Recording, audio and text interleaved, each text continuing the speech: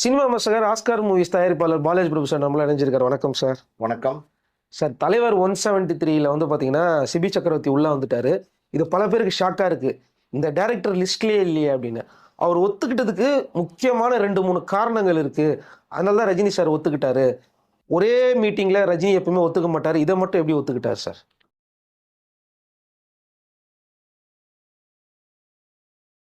CP சக்கரவர்த்தி ரஜினியை meet பண்ணிட்டாரு. அதாவது இந்த இந்த கதை பஞ்சாயத்து போயிட்டு இருந்துச்சு. சுந்தர் சி விலகிட்டாரு. அதுக்கப்புறம் ராம்குமார் பாலகிருஷ்ணன் பண்ணுறதா இருந்துச்சு, பார்க்கிங் டைரக்டர். அங்கே பார்த்தீங்கன்னா அவருக்கு என்ஓசி வாங்குறதுல சில பிரச்சனைகள். ஆகாஷ் பாஸ்கரன் கிட்ட தான் அந்த கதை இருக்குது. சிம்பு 49 பண்ண வேண்டியது, அது ட்ராப் ஆயிடுச்சு. அந்த கதை தான் ரஜினிக்கு சொல்லியிருந்தாரு. ஸோ அந்த கதையில் என்ஓசி வாங்குறதுனால சில பிரச்சனை இருந்ததுனால இம்மீடியட்டாக அந்த படத்தை தொடங்கணும் போது என்ன பண்ணுறது அப்படின்னும் போது மறுபடியும் வந்து இயக்குனர்கிட்ட கதை கேட்க ஆரம்பித்தாங்க. அந்த வகையில் பார்த்தீங்கன்னா சிபி சக்கரவர்த்தி ரஜினிக்கு 2022 ஒரு கதை சொல்லியிருந்தாரு. அந்த கதை வந்து ரஜினிக்கு பிடிச்சி லைக்காவோட அந்த படம் பண்ணுறதா இருந்துச்சு. அந்த நேரத்தில் பார்த்தீங்கன்னா சிபி சக்கரவர்த்தி வந்து ரொம்ப டென்ஷனாக இருந்தார். அதான் ரஜினி கிட்ட கதை சொல்லும்போது ஒரு பெரிய ஸ்டார் அப்படின்னும் போது அவர் டான் படம் மட்டும்தான் பண்ணியிருந்தாரு. அது ஒன்று தான் பண்ணியிருக்காருன்னும் போது அடுத்த படமே ரஜினி படம் பண்ண போகிறோம் அப்படின்னும் போது ஒரு பதட்டம், அவருக்குள்ள ஒரு பதட்டம், ஒரு நர்வஸ்னஸ் இருந்துச்சு. அதில் வந்து பார்த்தீங்கன்னா கொஞ்சம் படப்படன்னு ரஜினி கிட்ட பேசியிருக்காரு. கதை சொன்னப்பையும் கொஞ்சம் படப்படன்னு பேசியிருக்காரு. அடுத்தடுத்த மீட்டிங்லேயுமே பார்த்தீங்கன்னா அந்த படபடப்பு அப்படியே தான் இருந்திருக்கு. அப்போ ரஜினி என்ன நினச்சார் அப்படின்னா, கொஞ்சம் ஆட்டிடியூடாக இருப்பாரோ, ஒரு மாதிரி வந்து பேசுகிறாரு அப்படிங்கிற மாதிரி தப்பாக நினச்சிட்டார் சிபி சக்கரவர்த்தியை. அதனால் லைக்காக சிபி சக்கரவர்த்தி ரஜினி பண்ண வேண்டிய அந்த ப்ராஜெக்ட் வந்து அந்த நேரத்தில் ட்ராப் ஆயிடுச்சு. அந்த டேட்ஸ் லைக்காக கொடுத்தார்ல, அந்த படம் தான் வந்து வேட்டையனா வந்துச்சு அப்போ. அதுக்கப்புறம் சிபி சக்கரவர்த்தி நிறைய இடங்களில் படங்கள் ட்ரை பண்ணிட்டு இருந்தார். தெலுங்கு போனார், சிவகார்த்தியன்ட்ட வந்தார், திருப்பி தெலுங்கு போனார், திருப்பி சிவகார்த்தியன்ட்ட வந்தார். ஆனால் அவருக்கு எந்த படமும் கமிட் ஆகாமல் இருந்துச்சு. சமீபத்தில் பார்த்தீங்கன்னா சிவகார்த்திகேயனுக்கு ஒரு கதை சொல்லி அந்த கதை ரொம்ப நல்லா இருக்குன்னு வந்து முடிவாகி அது பேஷன் பிக்சர்ஸ் வந்து அந்த படத்தை தயாரிக்கிறதா இருந்தாங்க. ஆனால் அதில் கொஞ்சம் ஃபைனான்ஸ் ப்ராப்ளம், அதனால் அதுவுமே வந்து தொடங்காத நிலையில தான் வந்து 3 வருஷம் ஆச்சு. அதாவது சிபி சக்கரவர்த்தி வந்து டான் படம் கொடுத்து இப்போ வந்து 3 வருஷம் முடிஞ்சு போச்சு. அடுத்த படமே கமிட் பண்ணாமல் இருக்குமே அப்படின்னு ஒரு டென்ஷனில் வந்து சிபி சக்கரவர்த்தி இருந்தார். அப்போ தான் வந்து இந்த ராம்குமார் பாலகிருஷ்ணன் இந்த படத்தை பண்ணலை, ரஜினி படத்தை. அதனால் வேற ஒரு கதை கேட்குறாங்க, வேற ஒரு டேரக்டர் தேடுறாங்கன்னும் போது 15 நாளைக்குள்ளே பார்த்தீங்கன்னா அவசரமாக வந்து ஒரு கதை பண்ணியிருக்காரு. ஆல்ரெடி ஒரு லைன் இருந்திருக்கு அவர்கிட்ட. அந்த கதையை வந்து பார்த்தீங்கன்னா 15 நாளைக்குள்ளே ரெடி பண்ணியிருக்காரு. ரொம்ப பக்காவாக ரெடி பண்ணியிருக்காரு. ரஜினிக்கு என்ன கதை சொன்னால் பிடிக்கும் அப்படிங்கிற மாதிரி வந்து கதை ரெடி பண்ணியிருக்காரு.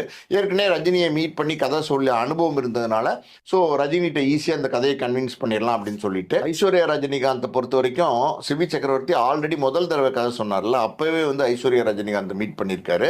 அதனால் இப்போ அப்ரோச் பண்ணி சாருக்கு ஒரு கதை வச்சுருக்கேன் அப்படின்னும் போது அந்த கதையை முதல்ல வந்து ஐஸ்வர்யா ரஜினிகாந்த் கேட்டிருக்காங்க. அந்த கதை ரொம்ப நல்லா இருக்கு, அப்பாவுக்கு நல்லா இருக்கும் அப்படின்னு சொல்லிட்டு உடனே வந்து ரஜினி சார்ட்ட சொல்லியிருக்காங்க. இந்த மாதிரி வந்து சிபி சக்கரவர்த்தி வந்து ஒரு கதை வச்சிருக்காரு, ரொம்ப நல்லா இருக்கு, ரொம்ப அதாவது வந்து நீங்கள் நினைக்கிற மாதிரி ரொம்ப வயலன்ஸ்லாம் இல்லாமல் ஒரு ஃபேமிலி ட்ராமாவாக இருக்குது. அதே நேரத்தில் பார்த்தீங்கன்னா ஒரு காமன் மேனோட கதையாக இருக்குது. அடுத்தடுத்து தேடி போகிற மாதிரி ஒரு விஷயத்தை வந்து பண்ணியிருக்கிறாரு. ரொம்ப இன்ட்ரெஸ்டிங்காகவும் இருக்குது கதை. அதே நேரத்தில் மசாலா கமர்ஷியல் எல்லாமே இருக்குது, ஃபைட்லேருந்து எல்லாமே இருக்குது அப்படின்னும் போது ரஜினிகாந்த் அந்த சிபி சக்கரவர்த்தியை கூப்பிட்டு அந்த கதையை கேட்குறாரு. ரஜினிகாந்துக்கு வந்து அந்த கதை ரொம்ப ரொம்ப பிடிச்சி போகுது. அதாவது ரஜினிகாந்த் எப்போவுமே பார்த்தீங்கன்னா ஒரு லயன் தான் கேட்பார், கேட்டுட்டு அடுத்து சொல்கிறேன் அப்படின்னு சொல்லுவார். ஆனால் சிபி சக்கரவர்த்தி சொல்ல ஆரம்பித்ததுலேருந்து 4 மணி நேரத்துக்கு மேலே ரஜினி வந்து இந்த கதையை ரொம்ப ரசித்து கேட்டிருக்காரு. ரொம்ப ரசித்து கேட்டிருக்காரு. ரொம்ப இன்ட்ரெஸ்டிங்காக இருக்கே சிபி அப்படின்னு சொல்லிட்டு இம்மீடியட்டாக ரஜினி வந்து இந்த படத்தை நம்ம பண்ணலாம் அப்படின்ட்டார். அதாவது வந்து ரஜினி இப்படி ஒரு முடிவு இது வரைக்கும் எடுத்ததே இல்லை சமீப காலத்தில். எந்த கதை எந்த டைரக்டர் போய் சொன்னாலும் அவர் என்ன செய்வார் அப்படின்னா கொஞ்சம் டைம் கொடுங்க அப்படின்வாரு, லைனை மறுபடியும் டெவலப் பண்ணிட்டு வாங்கன்னு சொல்லுவார். இதெல்லாம் எதுவுமே சொல்லாமல் உடனே ஆன் ஸ்பாட்லேயே வந்து சிபி சக்கரவர்த்திக்கு ஓகேன்னு சொல்லிட்டாரு. உடனே கமலஹாசனுக்கு ஃபோன் பண்ணி இந்த மாதிரி வந்து சிபி சக்கரவர்த்தி டான் பட டைரக்டர் ஒரு கதை சொன்னார், அந்த கதை ரொம்ப நல்லாயிருக்கு, நான் உங்ககிட்ட அனுப்பிச்சி விட்றேன், நீங்கள் கேளுங்க, நீங்கள் கேட்டு உங்களோட ஒப்பீனியன் சொல்லுங்கன்னொன்னே சிபி சக்கரவர்த்தி வந்து ராஜ்கமல் இன்டர்நேஷ்னல் போகிறாரு, கமலஹாசனை சந்திக்கிறாரு. அங்கே கதையை கமலஹாசன்கிட்ட சொல்கிறாரு. கமலஹாசனுக்கும் ரொம்ப பிடிச்சிருது. அதாவது வந்து இது வரைக்கும் சொன்ன கதைகள்லையே இது வந்து பக்கா ஆக்ஷன் படமாகவும் பக்கா மாஸ் படமாகவும் இருக்குது. அதே நேரத்தில் வந்து ஒரு ஃபேமிலி ட்ராமாவும் இருக்குது. அதே நேரத்தில் வந்து ரஜினிக்கு இம்பார்ட்டன்ஸ் இருக்குது. ரஜினி இந்த கதையை தேர்வு செஞ்சதுக்கு இன்னொரு காரணம் இருக்குது. அது என்ன அப்படின்னா இந்த வில்லன் கதாபாத்திரம் வந்து ரொம்ப ரொம்ப இம்பார்ட்டண்ட்டாக இந்த கதையில் இருக்குது. பொதுவாகவே பார்த்தீங்கன்னா ஒரு வில்லன் கதாபாத்திரம் வந்து ஹீரோக்கு நிகராக, ஹீரோக்கு ஈக்குவலாக இருந்தால் தான் அந்த படம் எப்போவுமே வெற்றி பெறும். நீங்கள் பல இடங்களில் பார்த்தீங்கன்னா ரஜினியோட வெற்றி படம் பாஷா எடுத்துக்கிட்டிங்கன்னு வச்சுக்கோங்களேன், அதில் அந்த ரகுவரன் கதாபாத்திரம் இருக்குல்ல, மார்க் ஆண்டனி, அந்த கதாபாத்திரம் வந்து ரொம்ப பவர்ஃபுல்லாக இருந்ததுனால தான் அந்த கதையே பார்த்தீங்கன்னா அந்த அளவுக்கு வந்து நின்றுச்சு, அந்த அளவுக்கு வெற்றி அடைஞ்சிச்சு. அதுக்கப்புறம் படையப்பா படத்தை பொறுத்த வரைக்கும் பார்த்தீங்கன்னா நீலாம்பரி கதாபாத்திரம், அந்த கதாபாத்திரம் ரொம்ப ரொம்ப இம்பார்ட்டண்டான கதாபாத்திரம். ரஜினி தான் அந்த கதையை எழுதியிருந்தார், படையப்பா கதையை. ரஜினி முதல்ல வந்து நீலாம்பரி கதாபாத்திரத்தை தான் உருவாக்கிட்டு அதுக்கப்புறம் தான் ரஜினியே அதுக்குள்ளே எப்படி வரான்ற அந்த கனெக்ஷனை பண்ணார். அப்புறம் KS ரவிக்குமார்ட்ட கூப்பிட்டு சொல்லி அப்புறம் முழு வடிவம் அந்த கதைக்கு வந்துச்சு.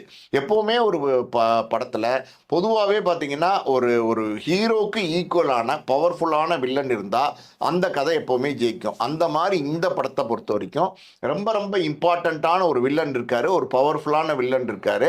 ரஜினி இன்னொரு விஷயம் நினைக்கிறாரு என்னன்னா, வந்த இயக்குநர்கள்ட்ட எல்லாம் ரஜினி சொன்ன விஷயம் என்னன்னா, என்னையவே மையப்படுத்தி கதை எழுதாதீங்க, எனக்கே வந்து இம்பார்ட்டன்ஸ் கொடுத்து கதை எழுதாதீங்க. நீங்கள் ஒரு கதை அது வந்து சொல்லும் போது அதில் வந்து நான் நடிக்கிற மாதிரி, அதாவது யதார்த்தமாக நடிக்கிற மாதிரி இருக்கணும், ஹீரோவாகவும் இருக்கணும், அந்தளவுக்கு இம்பார்ட்டன்ஸ் கொடுத்து பண்ணுங்க அப்படின்னு சொன்னோன்னே அந்த மாதிரி ஒரு கதையாக தான் வந்து இந்த சிபி சக்கரவர்த்தி கதை இருந்துச்சு. இது வந்து பார்த்தீங்கன்னா ராஜ்கமலுக்கும் இன்டர்நேஷ்னலில் எல்லாருமே கதையை கேட்டு எல்லாருக்குமே ரொம்ப பிடிச்சி போச்சு. ஓகே சார், இந்த படத்தை பண்ணலாம் அப்படின்னு அந்த அனௌன்ஸ்மெண்ட்டுங்கிறது உடனே ரொம்ப விரைவில் கொடுத்துட்டாங்க, ஜனவரி 3ஆம் தேதி. காரணம் என்ன அப்படின்னா, ஏற்கனவே வந்து பார்த்தீங்கன்னா சுந்தர் சி வச்சு ஒரு அனௌன்ஸ்மெண்ட் கொடுத்து தள்ளி போச்சு. அதுக்கப்புறம் ராம்குமார் பாலகிருஷ்ணன் பண்ண போகிறாருன்னு ஒரு தகவல் இருந்துச்சு. அது உண்மைதான், அட்வான்ஸ் கூட கொடுத்துருந்தாங்க. ஆனால் அதுவுமே வந்து தள்ளி போயிடுச்சுன்னும் போது இந்த படம் வந்து தொடங்குமா தொடங்காதா, இந்த படம் டிராப்டு அப்படின்னு நிறைய பேர் பேச ஆரம்பிச்சிட்டாங்க. ஸோ அதுக்கெல்லாம் முற்றுப்புள்ளி வைக்கணுங்கிறதுனால உடனே இந்த படத்தோடைய அனௌன்ஸ்மெண்ட்டை கொடுத்துட்டாங்க. இதுதான் சிபி சக்கரவர்த்தி திடீர்னு ரஜினி கிட்ட கதை சொல்லி அது திடீர்னு ஓகே ஆனதை. இப்போ இந்த படத்துல வந்து அவர் ஒத்துக்கிட்டாரு அப்படின்னு நீங்க சொன்னீங்க. வில்லன் காரணத்துக்காக தான் இந்த படத்தை ஒத்துக்கிட்டாருன்னு சொன்னீங்க. இப்போ இந்த படத்துடைய படப்பிடிப்பு எப்போ ஸ்டார்ட் ஆக போகுது? இது ரிலீஸ் வந்து பொங்கல்னு போட்டிருக்காங்களா சார்? மெயினாக இந்த ரிலீஸ் பொங்கல் போகிறதுக்கு என்ன காரணம்? இந்த இந்த படம் வந்து பக்கா வந்து சிவி சக்கரவர்த்தி ரெடி பண்ணிட்டாரு. முழு ஸ்கிரிப்டையுமே ரஜினிட்டு சொல்லிட்டாரு. இருந்தாலும் ராஜ்கமல் இன்டர்நேஷ்னலில் வந்து ஒவ்வொரு சீனையும் பார்த்தீங்கன்னா தனித்தனியாக வந்து டிஸ்கஷன் பண்ணிட்டு இருக்காங்க.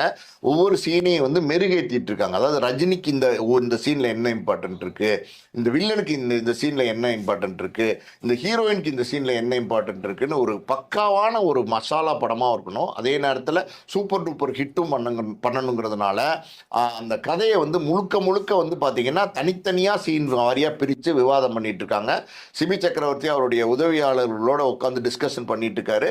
ஒவ்வொரு தடவையும் நடக்கிற இம்ப்ரூவ்மெண்ட்ஸை பார்த்தீங்கன்னா ராஜ்கமல் இன்டர்நேஷ்னல் ஒரு கதை இலாக்கா இருக்கு. முக்கியமான ஆட்கள் வந்து கதையை கேட்பாங்க. அவங்கக்கிட்ட வந்து சிபி சக்கரவர்த்தி வந்து அப்டேட் பண்ணிகிட்டே தான் இருக்கார். ஸோ முழு கதையும் தயாராச்சு. கிட்டத்தட்ட பார்த்தீங்கன்னா மார்ச்லேருந்து இந்த படத்தோட ஷூட்டிங் போக போகிறாங்க. ரொம்ப குறுகிய கால தயாரிப்பு. இந்த தயாரிப்பு வந்து ரொம்ப நீண்ட கால தயாரிப்பு கிடையாது.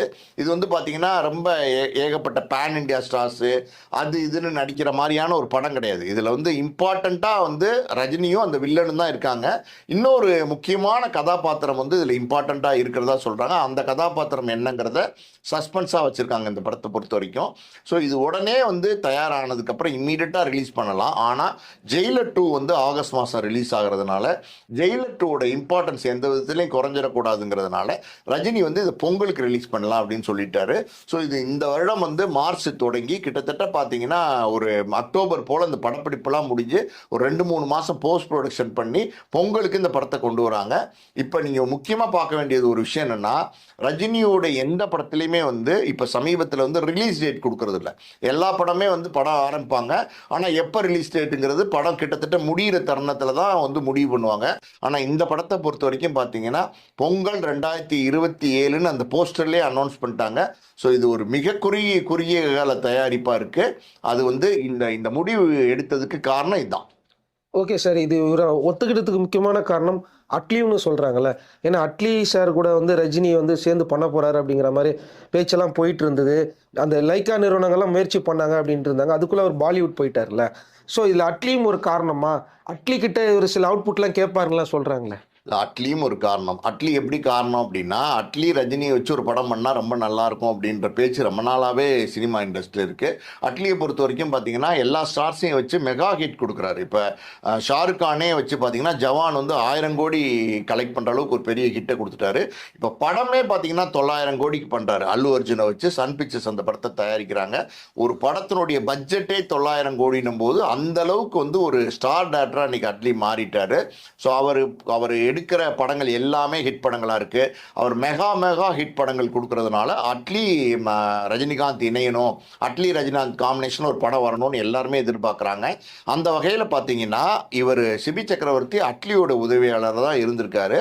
சிபி சக்கரவர்த்தி இந்த படத்தை பண்ணுறதுக்கு அட்லி ஒரு காரணம். எப்படின்னா அட்லி ஒரு ஹீரோ ஒருத்தர் கமிட் பண்ணிட்டார் அப்படின்னா அந்த ஹீரோக்குன்னு சில சீன்ஸ்லாம் பண்ணுவார்.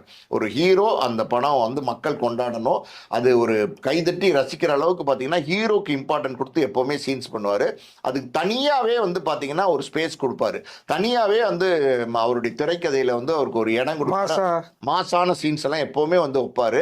ஒரு சிபி சக்கரவர்த்தி அட்லியோடையே ட்ராவல் பண்ணதுனால அட்லி இந்த பேட்டர்ன் இருக்கு பார்த்தீங்களா, அந்த ஹீரோக்குன்னு ஒரு இம்பார்ட்டண்ட்டாக ஒரு 6-7 சீன் வைப்பார் படத்தில். அந்த சீன்லாம் பார்த்தீங்கன்னா பூஸ் பம்ப்ஸாக இருக்கும். அது வந்து பயங்கர ரெஸ்பான்ஸ் இருக்கும் தியேட்டரில். அந்த மாதிரி வந்து அட்லியோடு இருந்ததுனால ரஜினி படம் பண்ண போகிறோம் அப்படின்னோடனே ரஜினிக்குன்னு ஒரு இம்பார்ட்டண்ட்டான சீன் இருக்குது பார்த்தீங்கன்னா, ரஜினி வந்தாலே தியேட்டரே தெரிக்கும்னு சொல்லுவாங்கல்ல, அந்த மாதிரி சீன் வந்து ஒரு 7-8 இடங்களில் பண்ணியிருக்காரு. அந்த அட்லியை ஃபாலோ பண்ணி அப்படியே இந்த 7-8 இடங்களில் வந்து சிபி சக்கரவர்த்தி இந்த சீன்ஸ் எல்லாம் பண்ணியிருக்காரு. இன்னொரு பக்கம் பார்த்தீங்கன்னா டான் படம் பண்ணார். டான் படம் வந்து ஒரு வெற்றி படம், 100 கோடி தாண்டி கலெக்ட் பண்ண படம். அந்த டான் படத்தினுடைய மிகப்பெரிய வெற்றிக்கு வந்து சிவகார்த்திகேயன் மட்டும் காரணம் கிடையாது. அதில் வந்து நடித்த எஸ்ஜே சூர்யா, அது இல்லாமல் வந்து சமுத்திரக்கனி, இவங்க 2 பேரும் ஒரு முக்கிய பங்கு உண்டு அந்த டான் படத்தினுடைய வெற்றிக்கு. காரணம் என்னென்னா அந்த எஸ்ஜே சூர்யா கேரக்டரும் சமுத்திரக்கனி கேரக்டரும் அந்த படத்தில் ரொம்ப அழுத்தமான கேரக்டராக இருந்துச்சு, பவர்ஃபுல்லான கேரக்டராக இருந்துச்சு. அந்த அளவுக்கு அந்த இம்பார்ட்டன்ஸ் இருந்ததுனால தான் அந்த டான் படமே வெற்றி அடைஞ்சுது. அந்த வகையில் பார்த்தீங்கன்னா சிபி சக்கரவர்த்தி வந்து எப்படி சொல்கிறது, அந்த அட்லியோட ட்ராவல் பண்ணதுனால அட்லி ஹீரோஸை ஹேண்டில் பண்ணுற விதம் இருக்குல்ல, அதை கூடவே இருந்து பார்த்ததுனால இப்போ வந்து ஒரு சந்தேகம் வரும் எல்லாருக்குமே. அதாவது வந்து டான் படம் பண்ணார், அது சிவகார்த்திகேயன் ஹீரோவாக நடித்தார். இப்போ 2வது படமே ரஜினி படத்தை பண்ணுறாரு, ரஜினி படத்தை பண்ணுற அளவுக்கு இவருக்கு எக்ஸ்பீரியன்ஸ் இருக்குமா அப்படின்னு ஒரு எண்ணம் வரும். ஆனால் ரஜினி படத்தை பண்ணுற அளவுக்கு இவருக்கு எக்ஸ்பீரியன்ஸ் இருக்கும் அப்படிங்கிறது அட்லி கிட்ட உதவியாளராக இருந்ததுனால, அட்லியோடைய அசிஸ்டன்ட்னால நிச்சயமாக அந்த டேலண்ட் வந்து இவர்கிட்ட இருக்கும், அதை வந்து நிச்சயமாக வந்து வெளிப்படுத்துவார் அப்படின்றது எல்லாருமே நினைக்கிறாங்க. 2வது பார்த்தீங்கன்னா சிபி சக்கரவர்த்தி டான் படத்தை பொறுத்த வரைக்கும் பார்த்தீங்கன்னா 2022 அந்த படம் வந்துச்சு. இப்போ கிட்டத்தட்ட பார்த்தீங்கன்னா 3 வருஷம் வந்து அடுத்த படம் கமிட் ஆகாமே வந்து அங்கேயும் இங்கேயும் அலைஞ்சதுனால இவர் சிபி சக்கரவர்த்திக்கே ஒரு வைராக்கியம் வந்துருச்சு. இந்த படம் வந்து ரஜினி சார் படம் கமிட் ஆயிருக்கு, இந்த படத்தை ஒரு மெகா ஹிட் படமாக மாற்றி கொடுத்துடணும் அப்படின்னு நினைக்கிறாரு. 2வது வாய்ப்பு. ஆமாம், 2வது வாய்ப்பு ரஜினிக்கிட்டே. அதுவும் இல்லை, அதனால வந்து என்னன்னா அந்த டெக்னிக்லி எவ்வளோ வந்து அட்வான்ஸாக பண்ண முடியுமோ அதையும் பண்ண போகிறாரு. அதே நேரத்தில் கதையிலையுமே வந்து ரஜினிக்கு இம்பார்ட்டன்ஸ் இருக்க போது அது வேற மாதிரியான ஒரு கதை. அந்த கதை ரொம்ப நல்லா இருந்ததுனால தான் எத்தனையோ இயக்குநர்கள் போட்டிக்கு வந்தப்போ கூட ரஜினி இதை தேர்வு செஞ்சார். ஆனால் நிச்சயமாக வந்து ரஜினி படத்தை எடுக்கக்கூடிய திறமை வந்து சிபி சக்கரவர்த்தி இருக்குது, அது நிச்சயமாக ப்ரூவ் பண்ணுவார். ஓகே சார், இப்போ வந்து இந்த தலைவர் 173 ஏன்னா நிறைய பேர் கேள்வி வந்தது இல்லையா, இது என்ன மாதிரியான கதையாக இருக்க போகுதுன்னு ஒன்றுமே புரியலையே அப்படிங்கிற மாதிரி நிறைய பேர் சொன்னாங்க. போஸ்டர்ஸ்லாம் கத்திரிக்கோள் இதெல்லாம் வந்தோடனே அவரை டெய்லராகவே மாற்றிட்டாங்க. கிட்டத்தட்ட அது டிசைனர் பண்ணார், இவங்க வந்து டெய்லராக மாற்றி விட்டாங்க. அதனால தான் இவ்வளோ குழப்பங்கள் இருக்குது. சரி, இதில் எஸ்ஜே சூர்யா நடிக்கிறதுக்கு வாய்ப்பெல்லாம் இருக்குன்றாங்களா, உண்மையா சார்? இதில் இல்லை இன்னைக்கு வந்து பார்த்தீங்கன்னா பல படங்களில் எஸ்ஜே சூர்யா நடிக்கிறார், ஒரு முன்னணி நாயகனாக இருக்காரு. ஜெயிலர் 2 சின்ன சீக்வன்ஸ் வராரு. ஜெயிலர் 2 வந்து விஜய் சேதுபதி வந்து வில்லனா வராரு. ஸோ ரஜினி படம் போது நான் சொன்னேன்ல, ஒரு ஹீரோக்கு இம்பார்ட்டண்ட்டான வில்லன் இருந்தால் தான் அந்த படமே வந்து சக்ஸஸ் ஆகும். அந்த வகையில் பார்த்தீங்கன்னா எஸ்ஜே சூர்யா இன்னைக்கு ரொம்ப பிரமாதமாக நடிக்கிறாரு. அவர் நடிக்கிற பல படங்கள் வந்து இன்னைக்கு வெற்றி படங்களாக இருக்குது. அப்படின்னும் போது ரஜினி காம்பினேஷனில் ரஜினி எஸ்ஜே சூர்யா அப்படின்னா அது வேற மாதிரி இருக்கும், மாஸாக இருக்கும். அவருடைய எஸ்ஜே சூர்யாவோட நடிப்பும் ரொம்ப இன்ட்ரெஸ்டிங்காக இருக்கும். ஸோ அப்படி ஒரு காம்பினேஷன் அமைகிறதுக்கு ஒரு வாய்ப்பு இருக்குது. அமைஞ்சா கண்டிப்பாக பார்க்குறவங்க எல்லாருக்குமே அது ரஜினி எஸ்ஜே சூர்யா மாதிரி இருக்காது, ரஜினி ரகுவரன் திரும்ப சந்திச்சுக்கிட்டா எப்படி இருக்குமோ அந்த மாதிரி இருக்கும், பாஷா காம்பினேஷன் மாதிரி இருக்கும். அவ்வளோதான். ஏன்னா இப்போ வந்து பார்த்தீங்கன்னா நிறைய பேர் சொல்கிறாங்க இவர் சின்ன டைரக்டர் இதை ஹேண்டில் பண்ணிட்டு வராங்கிற மாதிரி நிறைய போயிட்டு இருக்கு. ஆனால் இன்றைக்கி வர புது டைரக்டருங்களாம் வந்து அதை உடச்சிடுறாங்க. ஏன்னா நெல்சன் ஏற்கனவே உடச்சி காமிச்சிட்டாரு ஜெயிலர் படத்தில். ஸோ அதனால தான் இந்த எதிர்பார்ப்பு. நிறைய அப்டேட் இருந்தது. நெக்ஸ்ட் வீடியோவில் நிறைய அப்டேட் பார்க்கலாம் சார். தேங்க்யூ.